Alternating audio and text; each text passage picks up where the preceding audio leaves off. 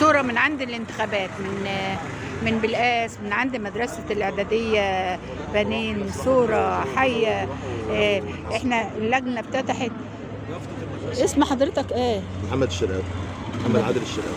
تشتغل ايه يا استاذ محمد؟ مؤسس حياة كريمة. انا في مؤسسة حياة كريمة. حياة كريمة عاملة مراقبة للانتخابات. يعني احنا شفنا حياة كريمة دي مبادرة. يعني معنى كده ان المبادرات والمؤسسات والجمعيات لها دور النهارده فعال في الحزب. طبعا امال ايه. طب تقول ايه وانتم مثلا بتشارك عن حياة كريمة؟ وحياة كريمة ديت انا اعرف ان هي بادئه من القاهرة، من المستشار محمد رمضان والمستشار احمد. طبعا لان انا كنت في حياة كريمة دي وكان ليا خطوة ايجابية فيها. تقول ايه النهارده وانت جاي عند مدرسه الاعداديه بنين وجاي تدلي بصوتك في انتخابات 25؟ الشكل جميل واحنا بنتمنى ان الناس تشارك. احنا بنتمنى هي الناس تشارك. وندعوهم للاقبال. يعني مستنيين الصبح وقدامنا يوم واثنين، اللي عنده شغل ولا حاجه هيجي ان شاء الله. ونتمنى يعني انت بتقول لي بتوع بالقاس انزل وايه؟ انزل وشارك. خليك ايجابي. طبعا صوتك امانه. طبعا وارفع صوتك عاليا للامام، لان مصر محتاجه مننا طبعا. كل واحد يرفع صوته. دي امانه ان انت تيجي تشارك وهنتحاسب عليها يوم القيامه. بس لكن ما تبقاش سلبي. بس احنا عايزين الايجابيه في كل مكان. ان شاء الله. من الايجابيه بالقاس تتمنى ايه اللي بالقاس ولدايره بالقاس؟ نتمنى كل الخير وان النواب يعملوا الخير لبالقاس. وطبعا المشاركه دي حاجه جميله بترفع اسم مصر. وتحيا مصر. وتحيا مصر. وتحيا مصر. الاستاذ عبد الرازق، الاستاذ الشرقاوي، تحب تقول ايه يا استاذ وليد النهارده وانت شايف ان الكل جاي يشارك والموقف النهارده ايجابي لصالح مصر؟ انا بقول ان بصفه عامه شعب مصر شعب فاهم كويس قوي ظروف المرحله اللي احنا بنعدي بيها، وهيشارك بالكامل في الانتخابات، لان ده حق اصيل ليه انه ينتخب النائب بتاعه سواء مجلس الشيوخ او مجلس الشيوخ، ومش هيتنازل عن حقه وهينزل يشارك. وبصفه خاصه على مركز بالقاس براهن على وعي الشعب البلقاسي، وبراهن على وجود الاحزاب اللي موجوده فيها، اختلاف الاحزاب اللي موجوده فيها اللي بتقوم بعمل غير عادي لشعب بالقاس، وعاملين تنظيم غير عادي للانتخابات.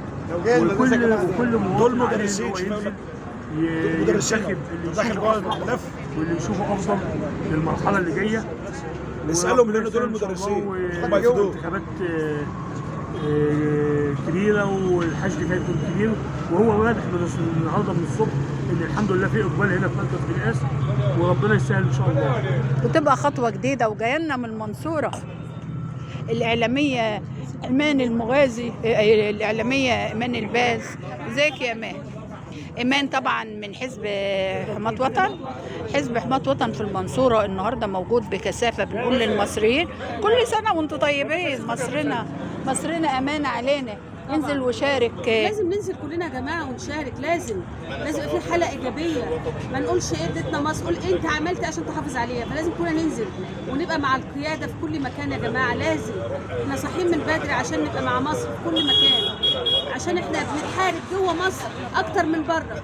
فلازم كلنا نشارك ونقول صوتنا وندي صوتنا. ادي صوتك للي انت عايزه. من صوت ايمان وصوت المصريين وصوتنا كلنا نقول ايه لمصر؟ تحيا مصر، تحيا من كل محنه. والف تحيه لسياده الرئيس عبد الفتاح السيسي، والف تحيه لجيشنا العظيم. ماسك لسه اكبر جاسوسيه لسه من امبارح كام يوم. امبارح وزاره الداخليه على شغلها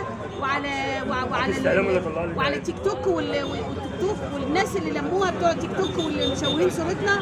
انا بقول لهم الف تحيه، احييهم وزاره الداخليه، ومن نجاح لنجاح دايما عشان ننظف مصر. نظفوا مصر. واحنا شفنا حزب حماة وطن واقف اهوت وبيدلى بالبطاقه بالاسم والبطاقه مع المواطنين.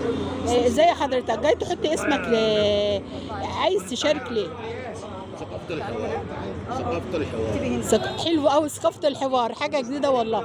يعني انت جاي يعني ثقافه الحوار مع الشارع ولا ثقافه الحوار وهي المواطنين؟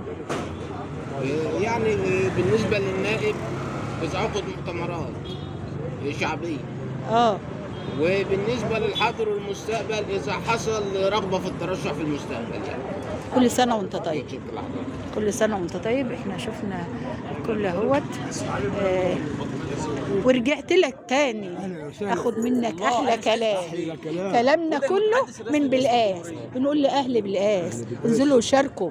احنا حزب حماة وطن جايين النهارده كلنا وبكثافه نقول ان مصر فعلا موجوده، مصر ولاده، مصر فعلا ام الدنيا، مصر ومن بالقاس ارض الكنانه، ارض الجمال، ارض من أزيل الزمان، أرض فعلا شهدت حضارة وتاريخ هنا على أرض بالقاس. معايا هو اختص بالمية، اختص بحاجات كتيرة، اتجه للعمل الاجتماعي، مشاركة في أحزاب. عرفنا بحضرتك وقول لي النهارده احنا اهل بالقاس بنعمل ايه؟ بالقاس النهارده لسه نجم صوت دلوقتي، وان شاء الله اهل بالقاس على قدر المسؤوليه، واهل بالقاس سواء مدينه او قرى على قدر المسؤوليه، وعارفين ان احنا زي ما قلت قبل كده اصطفاف وطني. اصطفاف وطني بمعنى ان احنا النهارده بندعم الدوله المصريه من المخاطر. احنا دي اول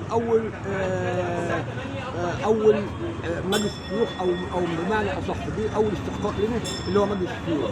مجلس الشيوخ بعد منه مجلس النواب ان شاء الله، وبعده المحلي ان شاء الله. المحلات باذن الله، وربنا يسهل عشان الدوله المصريه تقف على رجليها، لان احنا بنحط بالدوله المصريه المخاطر. احنا بنشوف الاحزاب بعد اذن حضرتك يعني بيقدروا يجوزوا حالات، بيقدروا يقفوا جنب اسر، بيقدروا يعملوا شغل على ارض الواقع، وده اللي مؤمل ان كل مصري او مصريه فعلا يبقى ايجابي في خدمه وطنه. ما دام في امكانياتك تساعد ليه ما تساعدش؟ بعض الناس بقى انا اقول لحضرتك، بعض الناس بتقول الاحزاب بتعمل ايه؟ احنا عندنا كنموذج بسيط مصغر في حزب حماة الوطن.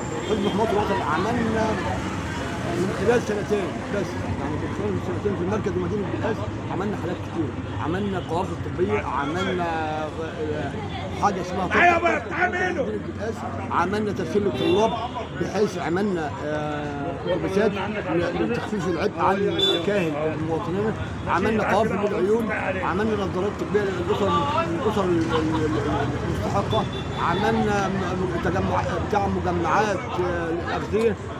حبيب قلبي يا استاذ محمد، قلبي يا ريس، ربنا يعينك. احنا شفنا هم اللي جايين يدلوا باصواتهم، بيحاول الكل يقدم حاجه لبالقاس، لان بالقاس زي ما احنا قلنا ان بالقاس اكبر مدينه على مستوى الجمهوريه، وثالث اكبر مركز اكبر من دمياط واكبر من المنوفيه واكبر من بورسعيد واكبر من محافظات كتير. مركز بالقاس التعداد السكاني بتاعه ايه؟ السكان يتجاوز 650,000 نسمه. مركز ومدينه بالقاس يعني داخلين على المليون نسمه. وبعدين المركز بيتميز بحاجات كتيره، سواء من الناحيه الزراعيه، من الناحيه الصناعيه، من الصحيه والدينيه. كمنصور كفرع من مدينه المنصوره او من محافظه عموما، معروفه محافظه الجاهليه ان هي عاصمه الطب، يعني محافظه الجاهليه معروفه. لا واحنا شفنا بالقاس الاستاذه غاده الحمادي ما شاء الله، الله يديها الصحه، عامله شغل كتير على بالقاس. الشوارع كلها انترلوك، دكاكين لذلك بنقول احنا خلف القياده المصريه، القياده المصريه النهارده، وده اللي احنا عايزينه من كل حد. حاجه اسمها حياه كريمه. يا هندسه يا حبيب قلبي، استاذ احمد المصري في اداره الميه. اهلا وسهلا، زي حضرتك. تقول ايه وانت جنب قائد كان عليك في يوم من الايام كده وبتدخل له عشان تمضي الامضاء او يقول لك روح او ما تروحش؟ اولا بشرف بالاستاذ محمد، لان الاستاذ محمد من الشخصيات الجميله اللي شركه الميه بعد ما طلع معاش خسرناها يعني بجد يعني. يعني انتوا لسه فاكرينه في شركه الميه؟ دي في ناس ما ينفعش اللي هي تتنسى. الباشمهندس محمد عبده من الشخصيات اللي لا يكل ولا يمل، اللي كان شغال 24. ما هو ساب محطه الميه واشتغل في العمل الميداني. مظبوط. تقول ايه وانت بتشوفه فعلا دلوقتي مشارك في احزاب، مشارك في ائتلافات، مشارك فعلا ان هو يطلع ويشارك ويقول كلمته؟ بجد اتمنى يعني ان انا اوصل للاستاذ محمد عبده، اوصل بجد يعني انسان محبوب وانسان على قدر من العلم وقدر من العمل، وهو بيقول شعر واحنا هنسمع منه حاجه النهارده في حب مصر. لا وهو هنسمع منه حاجه في حب مصر. الله هو يعني اخويا الكبير، حبيب قلبي ابو كبير، حبيب قلبي فاحنا بنقول النهارده الرئيس غدا الحمادي على ما نطلع الشعر ده هي عملت الاتجاهات اللي جايه من القياده العليا، بمعنى ان الرئيس السيسي اللي عمله في حكايه حياه كريمه النهارده تسفير بالاسم النهارده بقت حاجه ما كانتش قبل كده. من 10 سنين ما كانش الموضوع ده. لا وعادل بالقاسي كان الاول بيروح المنصوره يقضي طلباته، بيروح هنا ما عادش، احنا بنشوفه كل الوقت هو اللي بيجي لنا وهو اللي بيسحب. هي لسه فاتحه مع السيد المحافظ سوق بهيه، طارق بيه مرزوق، اسواق بهيه بسم الله ما شاء الله، ما شاء الله، حتى قطع من باريس. فبنقول بنقول لها يعني ربنا يوفقها. احنا طالبين منها المزيد والمزيد برضه. تمام. احنا طالبين منها بس حاجه كمان، يعني بقولها برضه في البث ده، ان طالبين تقنين التيك توك، بمعنى عشان هي برضه ما تزعلش من تقنين التيك توك. كان في عهد الاستاذ حسام سمره بحاجه اسمها كان عامل لكل توك توك ملف. احنا ما بنتحاربش التكاتك عشان التكاتك دي برضه فاتحه، لان ابن اخونا محمود ونعم اول امبارح اتضرب التوك توك قدامنا، التوك توك ضربه واتبهدل. لا وساعات التوك توك بيضرب ويجري، بيضرب ويمشي ومالوش ارقام، يعني التوك توك مالوش اي رقم ولا بتاعه، وراح خد 5 غرز. فانا بنقول لها يا ريس احنا عايزين بس تقنين. يعني ايه تقنين؟ اللي هم من خارج المركز ما يبقاش موجودين، فاهماني؟ يعني يبقى التكاتك اللي موجوده اللي هو داخل داخل المدينه، وكل قريه تبقى لقريتها.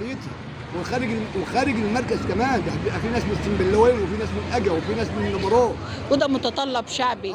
حضرتك لقيت الشعر اللي هتقوله النهارده في حب مصر؟ طبعا النهارده بتقول الكلام ده معايا هو بتقول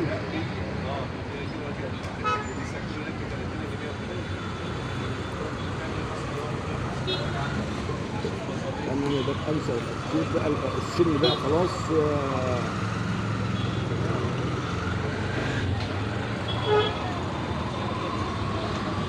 راح فين يا محمود؟